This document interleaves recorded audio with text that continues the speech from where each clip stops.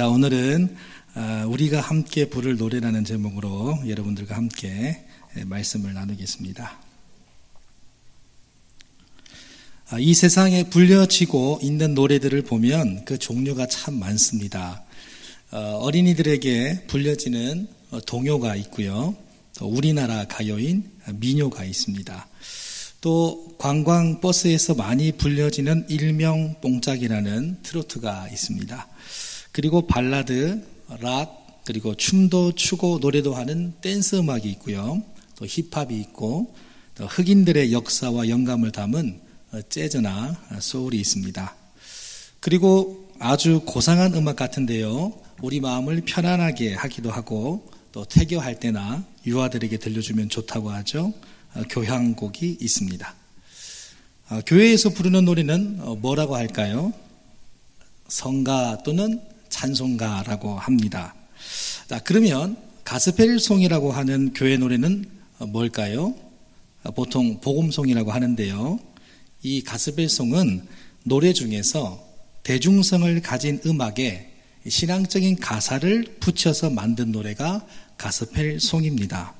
그래서 가스펠송을 영어로 크리스천 락이라고 말합니다. 그래서 믿는 사람이나 믿지 않는 사람이나 다 익숙한 음악을 통해서 그들에게 복음을 전하기 위한 목적으로 만들어진 교회 노래가 크리스천 락, 복음송이라고 하는 겁니다. 우리 어르신들께서 신앙생활 하실 때는 찬송가를 많이 불렀습니다. 그런데 언제부턴가 이 복음송이라는 것이 나오면서 일렉 기타도 치고 드럼도 들어오고 또 신디나 베이스 기타와 같이 다양한 악기들이 추가가 되면서 오늘날의 가스펠 음악이 일반화되게 된 것이죠. 그래서 지금은 다들 이해들을 하시지만 찬송가만 늘 부르시다가 가요에서나 들을 법한 음악이 교회에서 불려지다 보니까 이게 처음에는 이상하게 느껴졌습니다. 가사만 바꿨지 곡조는 완전 가요 같은 것도 있으니까 어떤 분들은 아주 이것을 세속적이라고까지 했었습니다.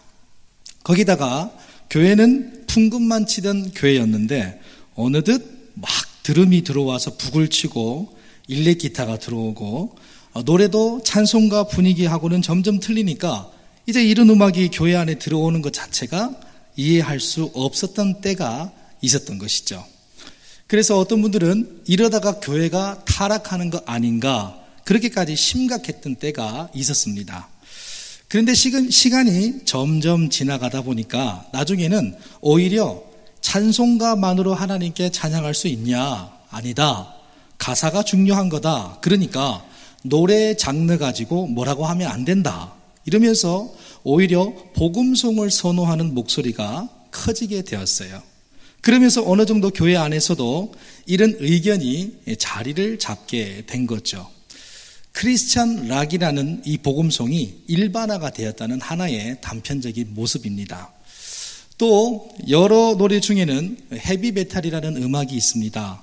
보통 우리 성도님들께서 이해하시기 쉽게 말씀드리면 남자가 여성처럼 머리를 길게 늘어뜨려 놓고는 민소매에 일렉 기타를 메고 막 흔들면서 연주를 하는 거죠. 그리고 그 긴 머리카락도 막 흔드는 거죠. 뭐 그렇게까지는 아니지만 락 음악에 신앙적인 가사를 붙여서 가스펠 송을 또 만들기도 합니다. 그래서 지금 여러분들께 잠깐 소개해 드리고 싶은 크리스찬 락 밴드가 있어요. 우리 방송실에서 사진인데 사진이 없나요? 사진이 없나 보네요. 크리스찬 락 밴드가 있는데 우리 성도님들이 얼마나 아실지 모르겠지만 사실 대부분 몰라요. 대부분 성도님들께서 잘 모르실 건데 5인조 그룹으로 결성된 밴드입니다. 이 밴드 이름이 예레미입니다. 성경에 나오는 예언자 예레미야에서 따온 이름입니다. 1996년 국내 최고의 테크니컬 기타리스트 중에 한 명이었던 이 조필성 씨에 의해서 만들어졌는데요. 특별히 이 예레미 밴드에서 작사 작곡한 노래 중에 진화론이라는 노래가 있습니다. 우리 진화론 노래 잠깐 실정하고 말씀을 이어가도록 하겠습니다.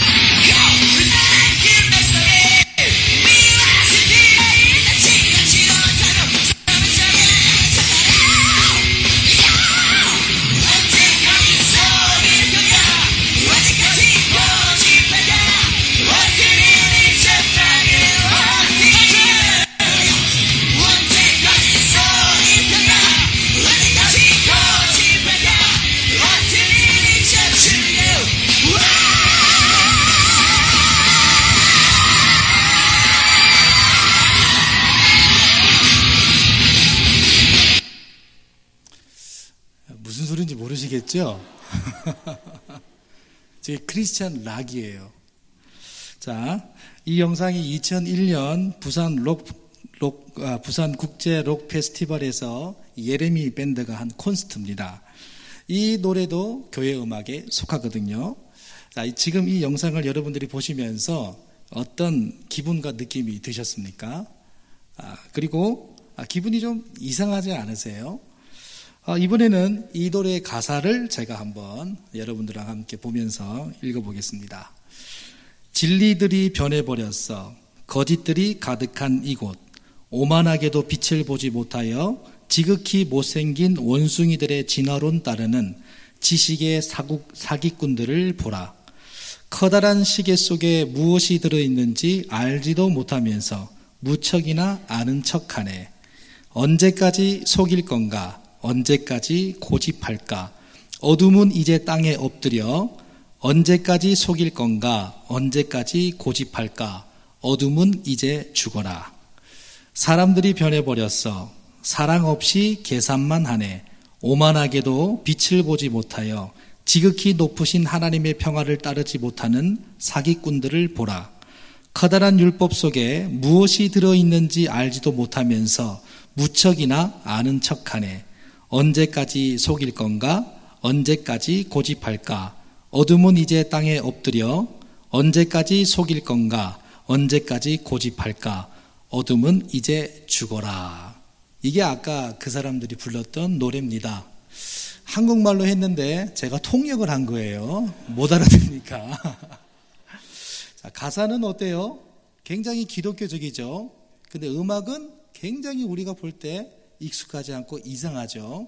자, 음악의 장르가 틀린 거지 가사는 기독교적인 메시지를 담고 있는 거예요. 자, 우리 성도님들 보시기에 가사는 어떻습니까? 진화론을 주장하는 사람들을 죽으라고 한 건 아니에요. 어둠은 죽으라 그런 거예요. 진화론 주장하는 사람들 죽으라 그렇게 얘기한 게 아닙니다. 자, 이 밴드가 크리스찬 밴드인데 어떤 분들은 이 영상을 보면서 별 이상한 놈들 다 오겠네. 무슨 저게 찬송이야. 어떻게 저게 교회 음악이야. 뭐 그러실 수도 있습니다. 충분히 이해됩니다. 그래서 예레미 밴드가 실제로 기독교에서 인정을 못 받았던 흑역사가 있습니다. 사실 잘 모르기도 하시지만 보통 교회에서 쉽게 접하는 음악과는 너무 달라서 인정을 잘 안 하죠. 하지만 비기독교인들 중에서는 이들을 예수쟁이 밴드라면서 비난한다고 합니다. 이유가 뭐냐면 이들이 부른 진화론의 가사 때문입니다. 기독교적인 맹신을 가지고 진화론을 비난하는 내용이 이 비기독교인들 입장에서는 매우 듣기가 불편하다는 거죠. 그리고 가사 중에 하나님의 평화를 따르지 못하는 사람들을 사기꾼이라고 말하거든요. 그런데 또 어떤 비기독교인들은 오히려 지지하는 분들도 상당히 많다고 그래요. 그래서 이유가 뭐냐 했더니 음악성이 뛰어나다는 거예요. 헤비메탈이라는 음악이 사람들에게 주는 강도가 사실 굉장히 강합니다. 너무 자극적이고 강력하기 때문에 이런 음악에다가 기독교 가사를 입힌 것이 비기독교인들에게는 너무나도 강력한 메시지가 된다는 거죠. 우리가 보기에는 저런 음악으로 어떻게 신앙을 말해? 라고 할지 모르지만 어떤 사람들은 이 음악이 세상에서는 통할 수 있다고 말한다는 거죠. 우리에게는 통하지 않지만 세상에 하나님을 알지 못하는 사람에게는 이 음악이 복음적으로 통한다는 거예요. 그래서 어떤 사람들은 기독교는 싫어도 예레미 밴드 노래는 좋다 그러면서 지지를 한다는 거예요. 여러분 이게 이해가 되십니까? 이해가 되시는 분들도 있으실 테고 전혀 이해가 안 되시는 분들, 그냥 음악 자체가 거북한 분들도 계실 거예요. 그런데 여기서 이 음악을 듣고 난 바로 지금 이해가 잘 안 되시는 분들께서 지금 이해되지 않는 그 느낌을 지금 기억해 보십시오. 그리고 이 속에서 우리가 깊이 생각해야 할 부분이 있다는 것을 지금 여러분들과 함께 나누려고 합니다. 생각해 봐야 한다는 것은 문제가 생길 가능성이 있다는 거예요. 뭐냐면 그것은 사람마다 좋아하는 음악이 다 다르다는 겁니다. 그리고 세대, 나이 차이가 있고 그 나이에 따라서 살아온 분들의 정서와 문화적 차이가 있다는 겁니다. 그래서 이런 문화 차이가 다시 문화 충격으로 이어지게 될 때 갈등이 생길 수 있다는 거죠. 이 갈등을 우리는 문제라고 말합니다. 이런 경우를 한번 생각해 봅시다. 시대에 따라서 즐겨 부르는 노래, 익숙한 노래가 있습니다. 그런데 이러한 대중성에 대한 이해가 없이 익숙한 노래, 즐겨 부르던 노래, 이것에 대해서 요즘 세대가 오늘날의 대중음악이 많이 담긴 가스펠 송만 많이 부른다든지, 반대로 지긋이 연세가 드신 어르신들께서 여전히 오래된 노래, 찬송가만 옳은 것이라고 말씀하시면서 오늘날 젊은이들이 부르는 노래는 세속적이라고 비난하신다든지.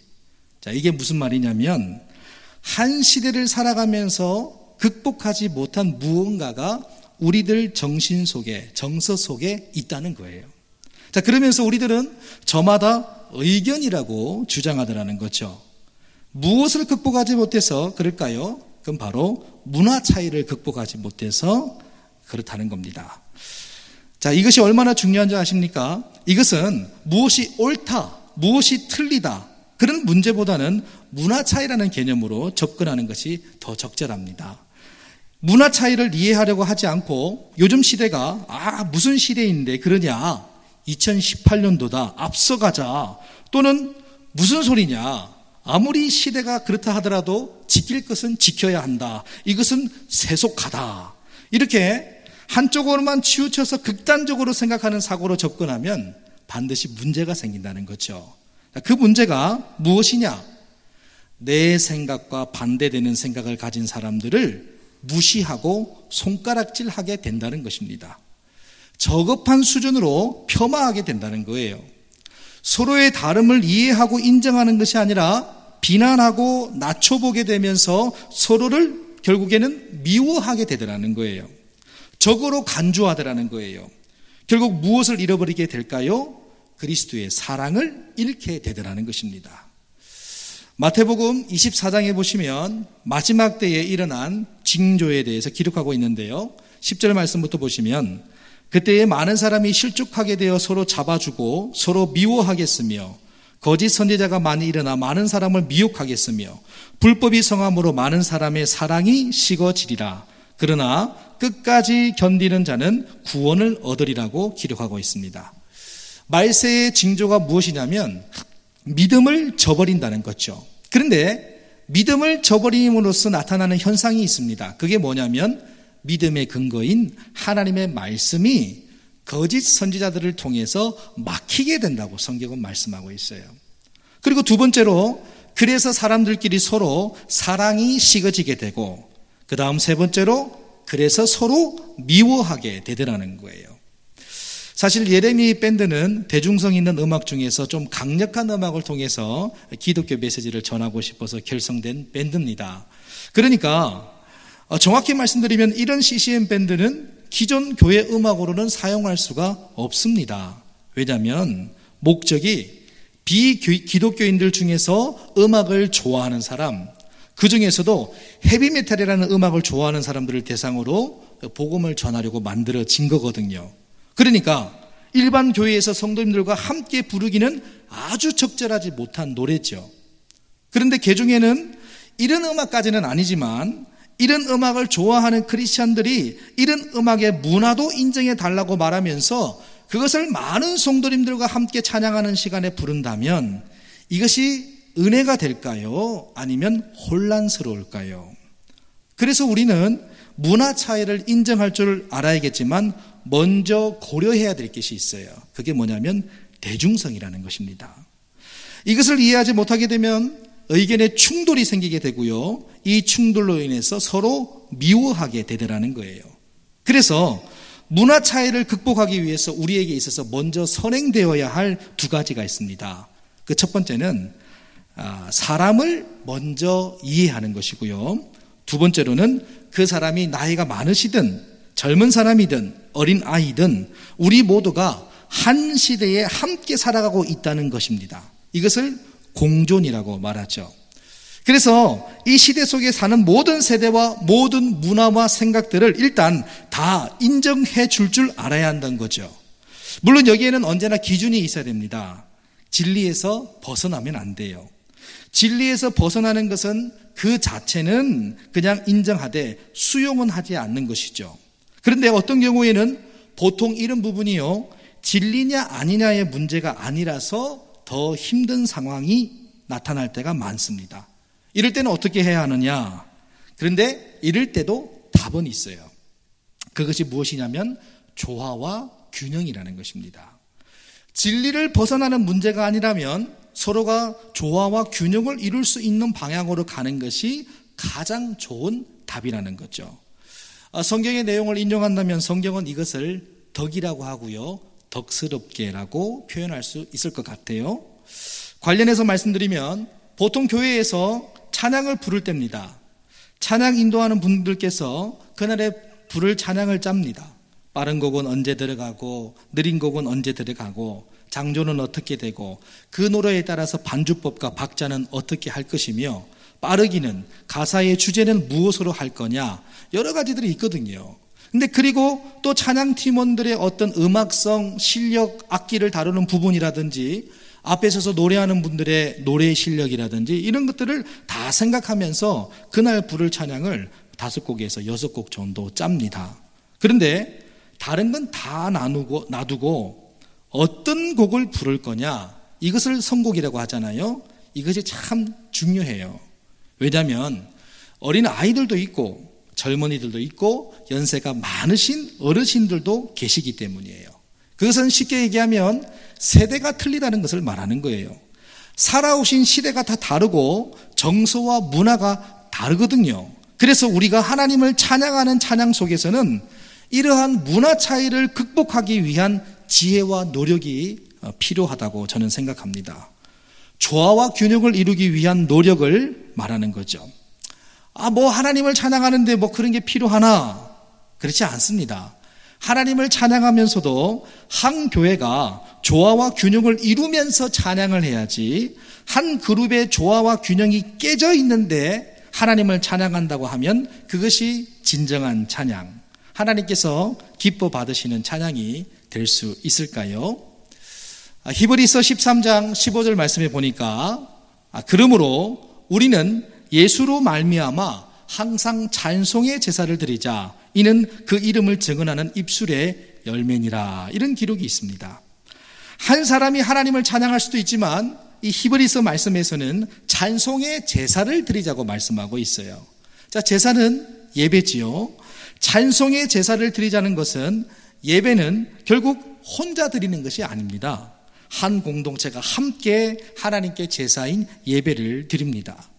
함께 하나님을 찬송하는 거죠. 우리가 잘 아는 찬송가 6장의 제목이 목소리 높여서입니다. 하나님의 영광, 권세, 그 위엄을 큰 목소리로 높이라는 거예요. 자, 그러니까 개인의 목소리를 볼륨이라고 말한다면 하나님을 높일 때 우리의 볼륨을 높이라는 거예요. 그런데 나 혼자 찬양의 볼륨을 높이려면 혼자 크게 부르면 됩니다. 하지만 찬양의 제사를 드리라고 했잖아요. 찬양으로 예배를 드릴 때 찬양의 볼륨을 높이려면 어떻게 해야 될까요? 몇몇 사람만 크게 찬송을 부른다고 해서 그 소리가 높아집니까? 높아지지 않아요. 하나님께 예배하는 모든 사람들이 다 한 목소리로 찬양의 소리를 높여야 한다는 거예요. 어떤 분들은 찬송가를 많이 부르자, 어떤 분들은 가스펠송을 많이 부르자. 하지만 우리가 예배 중에 부르는 노래가 찬송가냐 복음송이냐, 이것이 예배 중에 부르는 찬송의 가장 중요한 기준이 아니라는 거죠. 가장 중요한 것은 뭐냐면 우리 공동체가 한 목소리를 낼 수 있는 찬양이어야 한다는 거예요. 그래야 한 목소리를 낼 수 있는 그 찬양을 통해서 크게 큰 목소리로 사람의 육성뿐만 아니라 여러 가지 악기와 음향 시스템을 총동원해서 한 목소리를 내고, 또 우리가 낼 수 있는 최대한의 소리로 가장 아름다운 소리를 하나님 앞에 높여서 찬양하기를 하나님은 원하신다는 거예요. 자, 하나님께서 듣기 원하시는 찬양은 그런 겁니다. 하나님께 예배하는데 하나님께서 원하시는 예배를 드려야 되는 것이지, 나는 찬송가를 부르고 싶다, 나는 복음송을 부르고 싶다, 이것이 먼저가 아니라는 거예요. 지금 우리의 찬양을 받으시는 주체가 어떤 찬양을 듣기 원하시는지를 생각하지 않고 내가 부르고 싶은 노래, 내가 연주하고 싶은 음악, 내가 주인이 되어서 하나님께 찬양을 드린다면 이것이 찬양의 목적을 상실한 것이지 찬양의 목적을 이루는 찬양이라고 말할 수 없다는 거예요. 누구에게 우리가 찬양의 제사를 드리는 건가요? 조화와 균형이 깨진 상태에서 하나님께 예배하면 하나님께서 그 찬양을 기뻐하실 리가 없는 것이죠.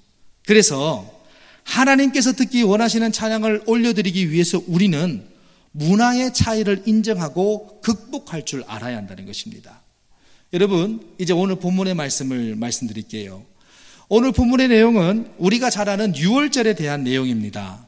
유월절은 하나님께서 이스라엘 백성들을 애굽에서 구원해 주신 것에 대한 감사와 기쁨의 절기입니다. 그런데 오늘 본문 26절 27절에 보니까 이후에 너희의 자녀가 묻기를 이 예식이 무엇이냐 하거든 너희는 이르기를 이는 여호와의 유월절 제사라. 여호와께서 애굽 사람에게 재앙을 내리실 때에 애굽에 있는 이스라엘 자손의 집을 넘어사 우리 집을 구원하셨느니라 하라 하매 백성이 머리 숙여 경배하니라. 자, 이 날을 너희의 자손들이 물을 때 이 유월절의 제사의 뜻과 의미를 전하면서 이스라엘 백성들을 구원하여 주신 하나님의 역사를 자손 만대로 전하라고 명령하셨다는 거죠. 그리고 온 백성들이 또 지금 묻고 있는 자손들까지도 더 나아가서 그 후대에도 하나님 앞에서 머리를 숙여 경배하라는 하나님의 명령이에요. 그러니까 이스라엘 백성들이 함께 부를 노래는 어떤 노래일까요? 이스라엘 민족의 신앙과 역사를 담은 노래라는 것이죠. 이 노래를 애굽에서 고통당했던 조상들뿐 아니라 그들의 자녀들까지도, 그리고 그 자녀들의 자녀들까지도 이 민족과 함께 하신 하나님을 기억하고 그 하나님을 경배하라는 것입니다. 그러니까 당연히 이 민족이 대대로 함께 부를 노래가 지어져야 될 것 아니겠어요? 그리고 그 노래가 전수되게 하기 위해서 애굽의 시대에서 태어나지도 않은 다음 후손들에게까지 이 노래를 가르칠 것 아니겠습니까?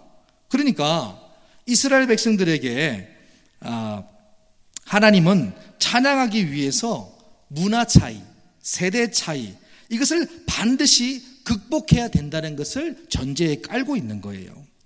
긴 역사를 통해서 생겨난 문화 차이를 극복하지 못하면 이스라엘의 다음 후손들, 그러니까 애굽의 시대를 경험하지 못한 후손들은 애굽에서 구속하여 주신 하나님을 알 수도 이해할 수도 없다는 겁니다.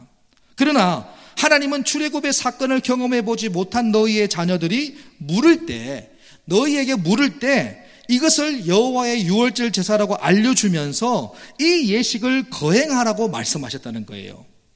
만약 이스라엘 백성들의 자녀들이 조상들의 역사를 이해하지 못하고 또 이 역사 속에 발생된 신앙생활의 문화 차이를 이해하지 못한다면 그저 내가 태어난 지금의 시대만 바라보고 신앙생활 하다 보면 점점 시간이 갈수록 신앙이 성숙해지는 것이 아니라 하향 평준화되게 되고 이스라엘 민족이라는 공동체에서 점점 분리되면서 개인주의적인 성향의 신앙생활을 하게 된다는 것입니다. 자, 신앙의 전수가 이루어져야 되잖아요. 그것이 신앙의 전수가 사라지게 된다는 것을 얘기하는 거예요. 신앙의 전수가 사라진다는 것은 결국 기독교의 종말을 의미하는 것 아니겠습니까? 여러분, 오늘날의 세상 노래들을 가만히 들어보십시오. 그 노래들의 내용들에는 지극히 공동체성을 찾아볼 수가 없습니다. 거의 대부분이 개인적입니다. 나의 아픔, 사랑의 시련, 그 사랑이 그러면 도대체 뭘까요? 진짜 그것이 성경에서 말씀하시는 예수 그리스도의 사랑일까요? 전부가 정욕을 바탕으로 한 사랑 타령입니다. 왜 그럴까요? 그 사랑 속에 예수가 빠졌으니까 그렇다는 거죠. 대부분이 다 그래요. 그런 것 아니면 내가 주인이라는 노래가 세상 노래입니다. 그래서 세상 노래 속에 가사에 이런 가사가 있어요. 오늘 밤 주인공은 나야 나 나야 나. 오늘 밤 주인공은 나야 나 나야 나. 뭐예요? 자기 자신이 세상의 주인공이라는 거죠. 그런데 하필이면 왜 밤의 주인공인지 모르겠어요. 낮도 있지 않습니까? 어두운 밤이 오면 일하지 못하니까 속히 낮에 일하라는 성경 말씀도 있는데 오늘 밤 주인공은 나야 나 이렇게 하는 거죠. 낮도 있지 않습니까? 아니면 반대로 오늘 밤 주인공은 나야 나 나야 나 말고 오늘 낮 주인공은 나야 나 나야 나 이렇게 부르면 안 될까요? 그러니까 극단적으로 표현하면은 정욕을 활개치는 밤을 노래하고 반대로 정욕이 이루어지지 않아서 어두운 곳에서 죄를 짓기가 쉬운데 죄 짓기 어려운 낮이 아닌 낮을 피해서 밤을 노래하고 반대로 정욕이 이루어지지 않아서 가슴이 아프다는 것 아닙니까? 세상의 주인공이 자신이 아니라서 낙심하고 좌절한다는 거잖아요. 그러니까 오늘날 젊은이들이요 1등 아니면 다 죽는 거예요. 부르는 노래들 중에서 어떤 민족성, 역사성, 공동체성을 찾아볼 수가 없죠. 민족성, 역사성, 공동체성을 담은 노래들은 아예 인기가 없습니다. 불려지지도 않고요. 알고 싶어 하지도 않습니다. 지극히 개인주의적인 성향이 짙더라는 거죠. 결국 우리의 후손들에게 무엇이 전수가 되겠습니까?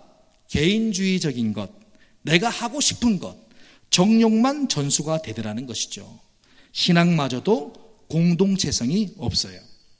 그런데 여러분들과 함께 나눴던 오늘 본문을 보십시오. 하나님께서 이스라엘 백성들에게 명령하시는 노래가 있어요. 유월절의 역사를 담은 노래입니다. 유월절의 역사, 신앙의 공동체성을 담은 노래예요. 그 민족의 어르신들이나 젊은이들이나 조그마한 꼬마 아이들까지도, 아니면 아직 태어나지 않은 앞으로 태어날 아이들에게까지 이 민족과 함께 하시는 하나님을 경배하는 노래. 그러니까 하나님은 지금 모든 세대를 뛰어넘는 노래가 되는 그 노래를 경배하라고 했던 거죠. 문화 차이를 그러니까 초월하게 되는 거죠. 모든 세대가 공존을 넘어서 함께 부를 노래를 하나님은 불러라라고 말씀했다는 거예요. 자, 이것이 우리 신앙의 노래가 되어야 한다는 것입니다. 사랑하는 성도 여러분, 오늘날 우리들이 함께 부를 노래가 몇 곡이나 됩니까? 한국 기독교의 신앙을 다음 세대로 이어지게 하는 신앙의 역사성과 민족성을 담은 노래가 얼마나 되나요? 함께 한 목소리를 내고 그 목소리를 크게 높여서 부를 노래가 얼마나 되냐는 거죠. 오늘날 우리가 부르는 찬양과 경배에는 이 문화 차이를 극복했나요? 공존을 넘어서 이 상생이라는 생각으로 노래하나요? 하나님을 향해 크게 큰 목소리로 높여드릴 함께 부를 노래 말입니다. 아브라함의 하나님, 이삭의 하나님, 야곱의 하나님이라고 말씀하셨는데, 모든 세대가 통합되어서 우리 태평교회가 함께 찬양의 제사를 드릴 노래가 몇 가지나 되냐는 거죠. 우리 교회의 역사 속에 함께 하신 하나님이 우리의 다음 세대들의 신앙에도 있나요? 이것이 없으면 다음 세대들이 자신의 교회에 대한 역사성이나 공동체성이 약해질 수밖에 없는 것이죠. 그래서 우리는 문화 차이를 이해할 줄 알아야 하고, 한 시대 속에서 한 하나님을 섬기며 함께 살아가고 있다는 공존의 사상을 기본적으로 가져야 한다는 것입니다. 아브라함의 하나님, 이삭의 하나님, 야곱의 하나님이 지금 우리의 하나님이 되시듯이 공존을 넘어서 신앙의 전수를 통해 상생할 수 있어야 한다는 것이죠. 출애굽했다면 이제는 광야길을 걸어야 하고, 광야길을 걸었다면 이제는 가나안 땅을 밟아야 하고, 가나안 땅을 밟았다면 이제 그 땅을 정복하여서 하나님의 나라로 만들어야 하는 것이죠. 유월절을 지키며 이스라엘 백성들이 함께 부르는 경배에는 이러한 신앙의 전수가 있어야 한다는 것입니다. 하나님께서 지키시는 민족은 남녀노소 할 것 없이 함께 부르는 공동체의 노래가 있어야 돼요. 형식적인 노래가 아니라 그 민족의 역사 속에 뼈가 사무치는 노래가 있어야 된다는 거죠. 그래서 그 노래를 부를 때마다 그 민족이 걸어왔던 모든 상황들이 그들의 생각과 심령을 울렸던 거죠. 그들의 영혼을 파헤치는 노래, 그 노래를 통해서 자기 민족을 구원하신 하나님이 그들의 찬송의 역사 속에 늘 계셔야 한다는 것입니다. 무슨 얘기인지 아시겠죠? 제가 얼마 전부터 그런 생각을 해봤어요. 지금 남북한 분위기가 세계적인 이슈잖아요. 우리가 간절히 바라는 것은 통일이 되는 건데, 앞으로 통일이 되면 우리 신앙인들이 북한의 성도들과 함께 예배를 드려야 할 거 아니겠어요? 그러면 당연히 북한 성도들과 함께 찬송을 부를 것 아니겠어요? 그럼 어떤 노래를 불러야겠습니까?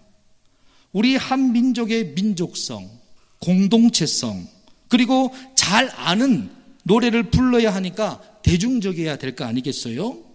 우리는 다 아는데 북한 동포들은 모르고 있으면 우리끼리 막 찬양하면 북한 동포들은 꿀먹은 벙어리처럼 쳐다만 보고 있을 거 아니겠어요? 같이 하나님을 불러야 될 거 아니겠어요?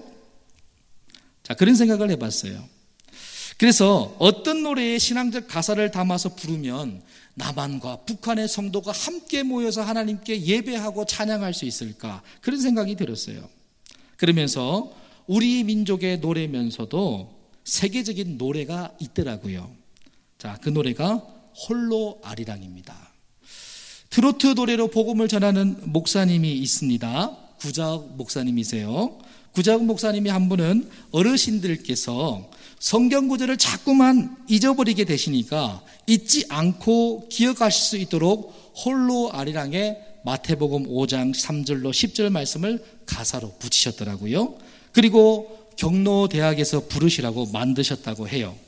자, 우리 교회에서는 블레싱 찬양대가 있잖아요. 블레싱 찬양대가 이 노래로 특송하셔도 참 좋을 것 같아요. 어떤 곡을 선택해야 되나 고민하시는 거 제가 숙제 하나 답을 해드렸으니까 또 우리 목사님이 숙제 하나 해결해 주셨다라고 생각하시는 분들은 로뎀 카페에서 커피 한 잔 사주시면 됩니다. 그런데 오늘 제가 설교문을 작성하면서 그리고 요즘 남북한 정세를 생각하면서 이런 생각이 들었어요.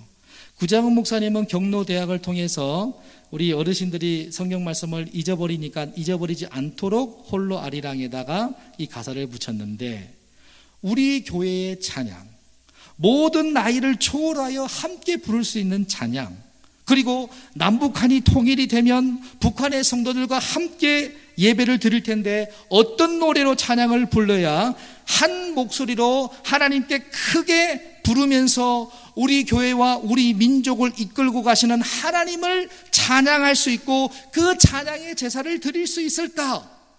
그런데 딱 이 생각이 들었어요. 구자흥 목사님께서 개사하신 마태복음 5장 3절에서 10절의 아리랑 찬송입니다. 자, 그런 생각이 들었어요. 그래서 마태복음 5장 3절로 10절은 팔복에 대한 내용이잖아요. 그 내용이 심령이 가난한 자는, 애통하는 자는, 온유한 자는, 의에 줄이고 목마른 자는, 긍휼히 여기는 자는, 마음이 청결한 자는, 화평케 하는 자는, 의를 위하여 박해를 받은 자는. 이 내용 자체도 가만히 보면 굉장히 남북한의 역사 속에 많은 사람들이 공감할 수 있는 내용이잖아요. 자, 그래서 구자흥 목사님께서 이 아리랑을 팔복 아리랑이라고 제목을 붙이셨더라고요. 나중에 우리 남한과 북한이 통일이 되면 이 팔복 아리랑으로 하나님께 찬양하는 거예요. 자, 원곡의 가사가 이렇습니다. 저 멀리 동해바다 외로운 섬, 오늘도 거센 바람 불어오겠지. 조그만 얼굴로 바람 맞으니 독도야 간밤에 잘 잤느냐. 금강산 맑은 물은 동해로 흐르고 설악산 맑은 물도 동해 가는데 우리네 마음들은 어디로 가는가? 언제쯤 우리는 하나가 될까?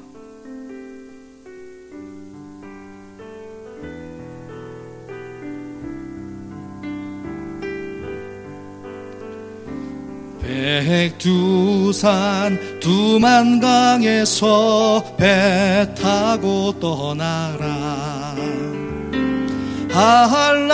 한라산 제주에서 배 타고 간다.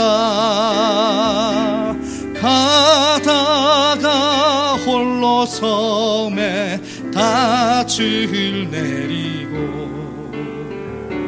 떠오르는 아침 해를 맞이해보자. 아리랑 아리랑 홀로 아리랑 아리랑 고개를 넘어가 보자.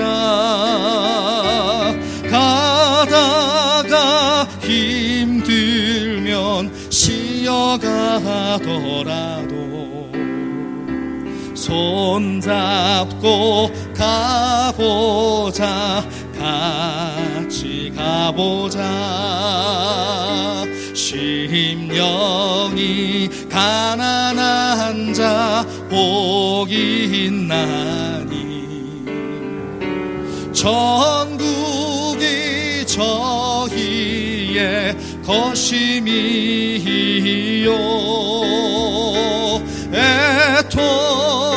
애통하는 자 복이 있나니 땅을 기업으로 받을 것이라. 온유한 자는 복이 있나니 저희가 하나님의 볼 것이요 의에 줄이고 목마른 자를 저희가 배부릴 것임이라 아리라 발복하리라 아리랑 발복을 노래해보자 우리 주님 말씀하신 복 중에 복일세 마태복음 5장 3절 우리 함께 긍휼히 여기는 자 긍휼히 여기는 자 복이 있나니 긍휼히 여김을 받을 것이요 마음이 정결한 자 복이 있나니 저기가 하나님을 볼 것이라 평택하는 자는 복이 있나니 하나님의 아들이라 불릴 것이요 의를 위하여 박해받는 자 천국이 저희의 우리 두 손을 가슴에 모으고 아리랑 아리랑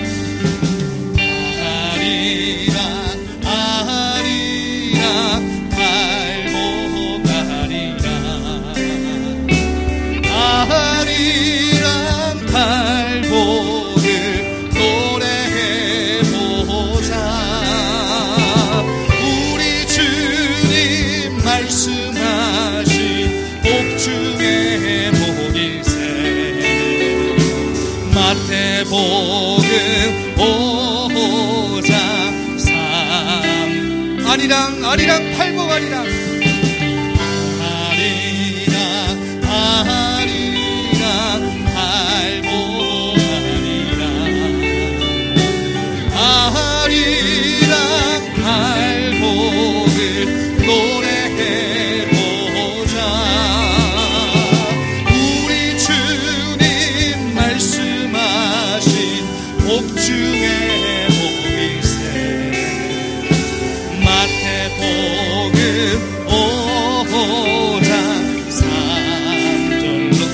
마태복음 5장 마태복음 5장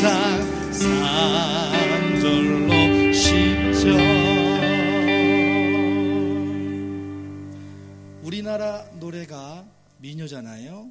민요의 노래에 하나님 말씀을 입혔어요. 그리고 악기는 요즘 음악 가스펠송 부를 때 요즘 음악의 악기들을 동원했어요. 찬송가만 옳은 건 아닙니다. 복음성만 옳은 것도 아닙니다. 하나님을 찬양하는 노래면 다 하나님의 것이에요. 우리가 문화 차이를 극복할 줄 알아야 돼요.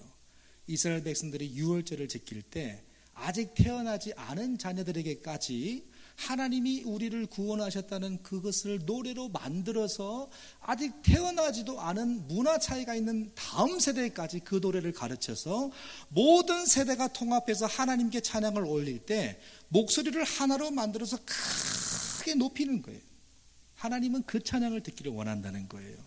나중에 우리가요 북한에 있는 동포들과 함께 만나서 예배 드릴 거 아니겠습니까? 근데 우리 남한에 있는 가스펠송 북한에 있는 사람들을 알겠습니까? 그러니까 북한에 있는 사람들과 우리가 한 성도가 하나님을 높일 때 우리의 가슴을 저미로 오는 이 아리랑에 하나님 말씀을 입혀서 같이 찬양을 부르면서 우리 하나님께 한 목소리를 만들어서 그분에게 영광을 돌리는 거예요. 우리 하나님이 얼마나 기뻐하실까요? 기뻐하시겠죠? 저도 기뻐요. 왜냐하면 블레싱 찬양대의 특성을 하나 알려드리기 때문에 커피 한 잔이 공짜로 올 것 같아서 저도 기쁩니다.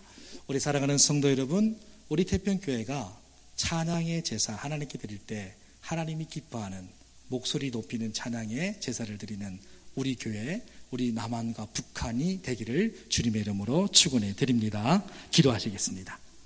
하나님 아버지 감사합니다. 오늘도 주님 앞에 나와서 거룩한 말씀을 우리가 듣습니다. 이 말씀 듣고 믿음으로 살게 하시고 우리 믿음이 다시금 하나님 앞에서 발견되어지고 점검되게 하옵소서.